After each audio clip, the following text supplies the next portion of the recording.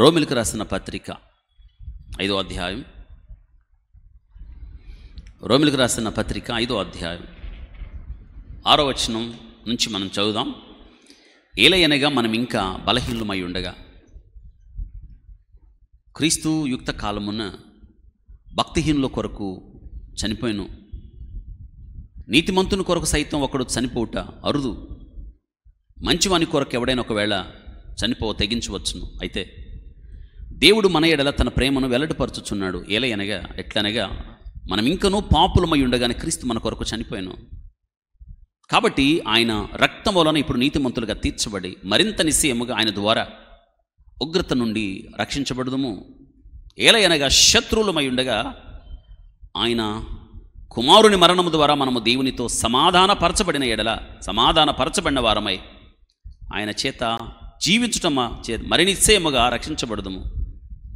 ఇక్కడ క్రీస్తు ప్రేమ మరోసారి మనకి ప్రస్ఫుటమవుతుంది. ఇక్కడ నీతిమంతుడు కోసం ఎవరైనా చనిపోవచ్చేమో, మంచివాడి కొరకు ఒకవేళ ఎవరైనా చనిపోవడం తెగించవచ్చేమో, కానీ అరుదు. చెడ్డోడి కోసం ఎవరు చనిపోరు. మనము భక్తిహీనులమై ఉండగా యుక్త కాలంలో క్రీస్తు మన కొరకు చనిపోయినని చూస్తున్నాం. ఆ భక్తిహీనతను గురించి చెప్తున్నాడు ఇక్కడ. మనం ఇంకనూ పాపులమై ఉండగా అని చెప్తున్నాడు. మనం ఇంకనూ బలహీనులమై ఉండగా, దూరస్తులమై ఉండగా క్రీస్తు మన కోసం, అదే కదా మనం వింటున్నాం. దూరస్తురాలు యాకోబు కామ, అవునా? అంత దూరం ప్రయాణం చేసి వచ్చాడు, వచ్చి ప్రేమించాడు ఆమెను. నిజంగానే యాకోబును చూచినప్పుడు, యాకోబు జీవితాన్ని పక్కన రాహేలు జీవితాన్ని చూసినప్పుడు నేను అంటాను, యాకోబు అంత త్యాగం చేయాల్సిన అవసరం ఉందంటారా? తన యవ్వన జీవితాన్ని, తన బలాన్ని, శక్తిని, తన రూపాన్ని రాహేల్ కొరకు ఖర్చు చేయాల్సిన అవసరం ఏమైనా ఉందా? అర్హత లేదు రాహేల్కి. నిజంగానే వెలుపట్టి సౌందర్యం ఉంది, కానీ అంతరంగంలో అమ్మ జీవితం బాగలేదా? ఒక మానవ జీవితంలో ఉన్న బలహీనతలు ఆమెలో ఉన్నాయి, శారీరక క్రియలు ఆమెలో ఉన్నాయి, అంతే. కానీ యాకోబు ప్రేమించడానికి అవన్నీ అడ్డు రాలేదు. ఇదే గొప్ప ప్రేమ. ఇదే చెప్తున్నాడు ఇక్కడ.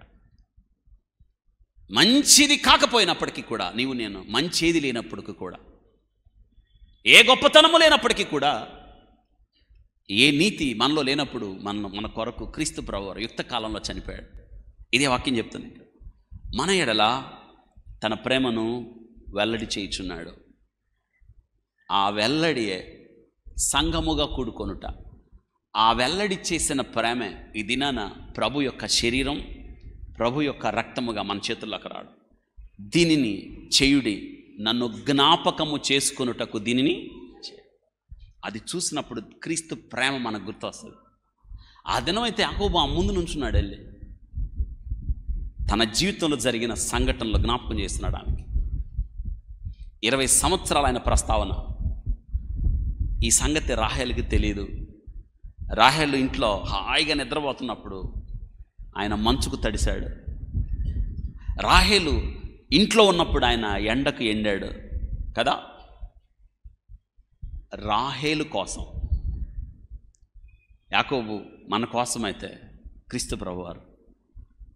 ఇక్కడ యాకోబు రాహేలు కొరకు ప్రాణము పెట్టలేదు, కానీ మన కోసం క్రీస్తు ప్రభు ఏం చేశాడు? ప్రాణం పెట్టాడు. ప్రాణము పెట్టిన ప్రేమ, మన ఎడల వెల్లడి చేయబడిన ప్రేమ క్రీస్తు ప్రేమ.